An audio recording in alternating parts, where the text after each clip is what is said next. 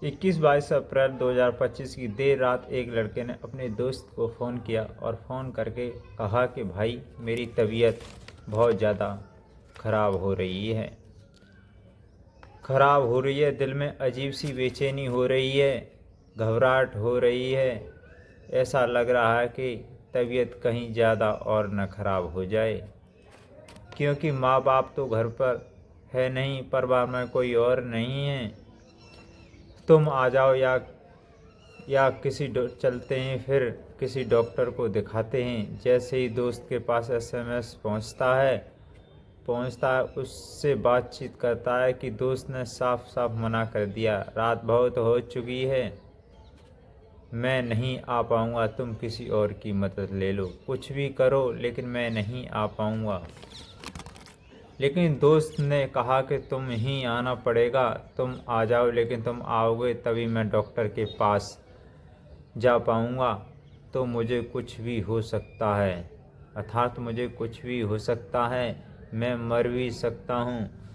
इस तरह की बार बार बातचीत कर रहा था, लेकिन दोस्त ने साफ साफ इनकार कर दिया कि उसने कई बार ट्राई किया। एक बार कॉल की, 2 बार की, 10 बार की, 20 बार की, 40 बार, ऐसे करके उसने 70 बार उसके पास फ़ोन किया, लेकिन दोस्त बिल्कुल भी नहीं पसीजा और दोस्त आता ही नहीं है।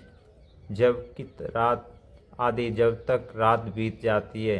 रात बीतने के बाद ये पता चलता है कि कुछ और वक्त बीता। उस रात उसने 2 कत्ल कर दिए थे और दोस्त को बुला रहा था, वह उसका भी कत्ल करना चाहता था। पहले ये 2 पुजारी की करता है, फिर अपने एक दोस्त की करता है, ऐसे करके वो 3 हत्याएं कर देता है। जानते हैं इस कहानी का पूरा सच। नमस्कार, आदाब, सत श्री अकाल, मैं विजय सोनी, आप देख रहे हैं हमारे प्रिय यूट्यूब चैनल। अभी तक आपने हमारे वीडियो को लाइक नहीं किया है तो प्लीज़ लाइक कर दें, चैनल को सब्सक्राइब कर दें और इस वीडियो को ज़्यादा से ज़्यादा शेयर कर दें, जिससे कि आने वाला वीडियो का नोटिफिकेशन सबसे पहले आपके पास पहुंच चुके हैं। दोस्तों, इस कहानी जो आज की जो सच्ची कहानी है, ये राजस्थान प्रदेश के एक ज़िला पड़ता है भीलवाड़ा, ये वहाँ की है। दोस्तों, जो दीपक नैयर नाम का जो व्यक्ति है, ये प्रतापगढ़ ज़िले में इसकी कोठी थी।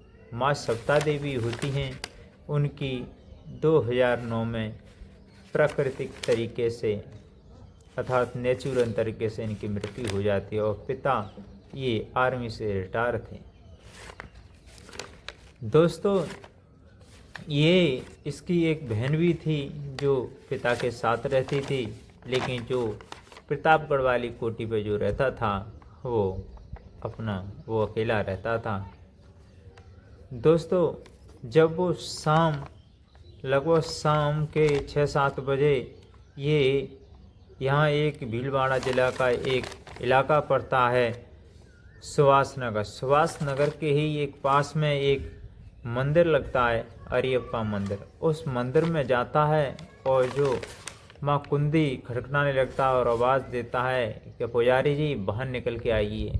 तो पुजारी तो आते नहीं, उसमें एक गार्ड होता है जिसकी उम्र लगभग 55 साल होती है। वो निकल के आता है तो बोलता है, भाई क्या है? तो वो कहता है, मुझे पुजारी से ही बात करनी है। तो कहते हैं, एक तो बाहर गए हैं और दूसरे सो रहे हैं, वो फ़िलहाल आ नहीं सकते, आपको जो बात करनी है वो सुबह करना। तो वो कहता है, मैं इस मंदिर को बहुत डोनेशन देता हूँ। तो इधर जैसे ही वो होम गार्ड जो गार्ड होता है वो निकल के आता है तो लात घूसे डंडे से वार करता है। पास में ही जो एक नराई करने वाली खुरपी होती है, उससे उसका जब तक मारता रहता है तब तक वो लहूलुहान न हो जाए और पास में रखी खुरपी से उसका गुप्तांग काट लेता है और वहीं पर बैठ जाता है। तो जो सारा वाक़या हुआ था उसकी आवाज़ मंदिर की 4 दीवारी पार करके पुजारी के पास पहुंच गई और आसपास के इलाके में भी फैल जाती है। फैल जाने के बाद जब पुजारी जी पुलिस को फ़ोन करते हैं तो पुलिस जब उसे देखती है तो वो इस अवस्था में बैठा हुआ था मानो कि उसने कुछ किया ही नहीं था। जब अरेस्ट करती है जब तब थाने पहुंचाती है, थाने पहुंच जाए तब उससे बारीकी सी जांच पड़ताल की जाती है तो बताता है कि ये पुजारी भी हमारे दुश्मन थे और क्या क्या किया।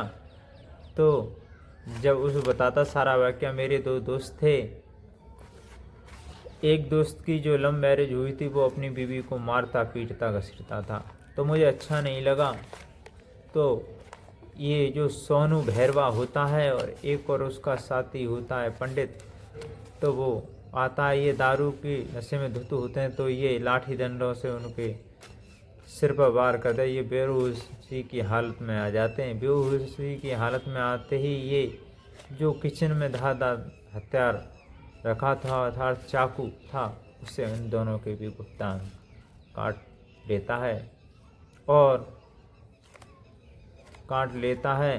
तो जहाँ पर पुलिस पहुँचती है तो बताता है कि ऐसे ऐसे जाइए, 2 मेरे घर में डले हुए हैं। तो पुलिस वहाँ पर जाती है, आसपास के लोगों को इत्तला करती है। जब वो साथ जाते हैं तो उस घर में जो प्रतापगढ़ वाली विभूति है उसमें एक अजीब सी स्मेल आ रही थी।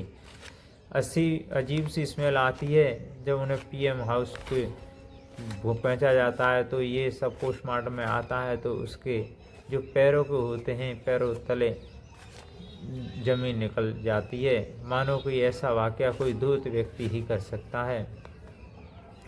और बताता है कि मैं अपने दोस्त के घर गया था, अपने उससे कहता है कि भाभी मुझे कुछ पैसों की ज़रूरत है, क्योंकि दोस्त का दोस्त आ जाए तो ख़ास होता। तो बोलता है कितने चाहिए, कि मुझे 5,000 रुपये चाहिए। तो वो होटल में यस मौज करता है, बियर पीता है। जब वो ख़त्म हो जाते हैं तो उसके बाद मंदिर में पहुंचता है। उसके बाद वो जैसे जैसे वाक़या बताता चलता है कि मंदिर के जाने के बाद मैंने अपने उससे पहले एक दोस्त को कॉल की थी, मैं उसे भी मारना चाहता था।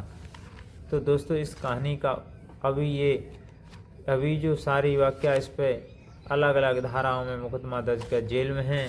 अब देखते हैं क्या निर्णायक भूमिका होती है कोर्ट की और पुलिस की।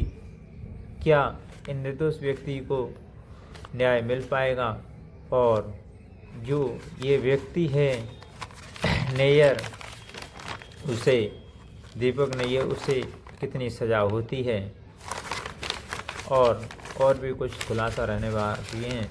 दोस्तों किसी धूर्त व्यक्ति इस दीपक नैयर जैसे पे आँख बीच के भरोसा नहीं करना चाहिए। नमस्कार, आदाब, सत श्री अकाल। इस कहानी का उद्देश्य किसी की धार्मिक भावना को ठेस पहुंचाना नहीं है, किसी व्यक्ति विशेष को अपमानित करना नहीं है। इस कहानी का उद्देश्य सिर्फ जागरूक करना है। अगर ये वीडियो आपको पसंद आए तो लाइक करें, चैनल